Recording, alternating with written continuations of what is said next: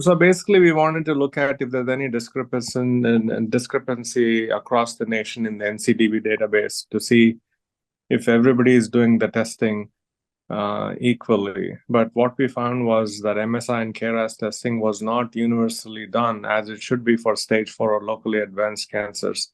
So as you can see in the paper, there was several geographic area. I think Southeast US was actually low in terms of the MSI and the KRAS testing. And socioeconomic status was also, if you were poor, I think they didn't get the testing also. And academic centers obviously did the testing, but not community centers. So it was interesting information that if you don't do the testing, it inadvertently affects life expectancy. Sometimes we have to make adjuvant chemotherapy decisions for stage 2. And biomarker testing is important in those patients also. If you're microsatellite unstable, the benefit of adjuvant chemotherapy is not as robust. So we would recommend biomarker testing there for stage 2. For stage 3, I don't think it matters as much. The adjuvant therapy decisions are not based on biomarker testing. But for stage 4, clearly everybody should get it. If the patient is going to get chemotherapy for stage 4, if their performance status allows, then they should be getting the biomarker testing.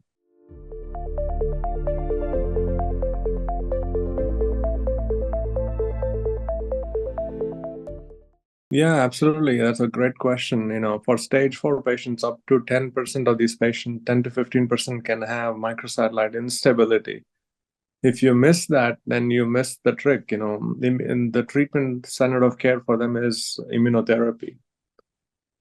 So if you give immunotherapy, they survive longer and they have less side effects. So that becomes one more line of therapy that is very active in that population. So if you don't test, if you don't test, you can't do the drug. And if you don't do the drug, then you're gonna have an inferior outcome.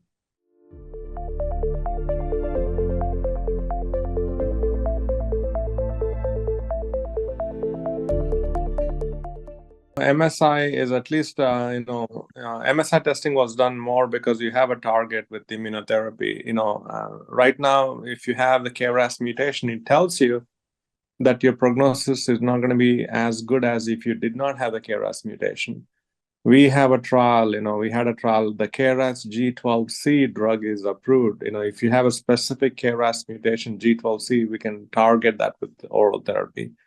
There are several trials coming up on KRAS inhibitors. So, I think that we're going to see more in that area where we can impact survival if we know specifically what kind of KRAS mutation there is. When we did the study, the time frame, we didn't have any effective KRAS regimens. Maybe that's why that wasn't tested. But I think testing would have helped help families and patients understand their length of survival.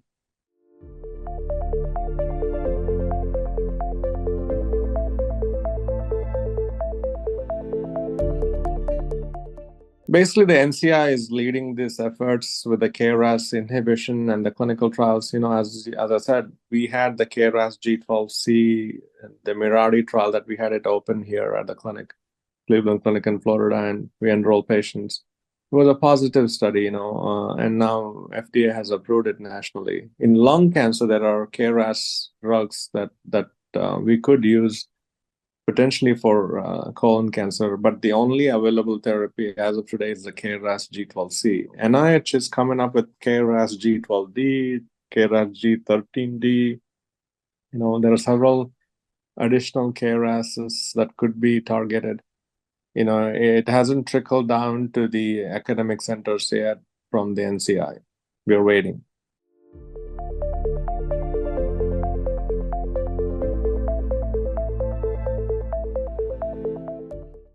Sometimes the insurance companies, they give us a hard time. The insurance companies are not covering it. So, it always comes down to them. These are expensive tests. So maybe the advocacy groups will have to talk to the insurance companies and make it universally available to all patients.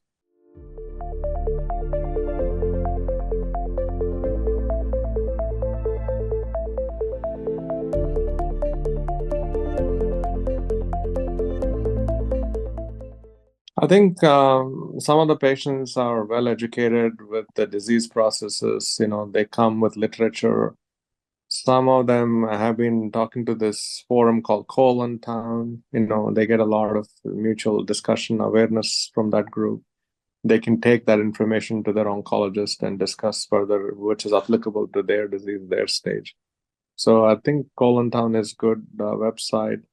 Even cancer.gov, some people can navigate to see what trials are there for their specific criteria that could be applied.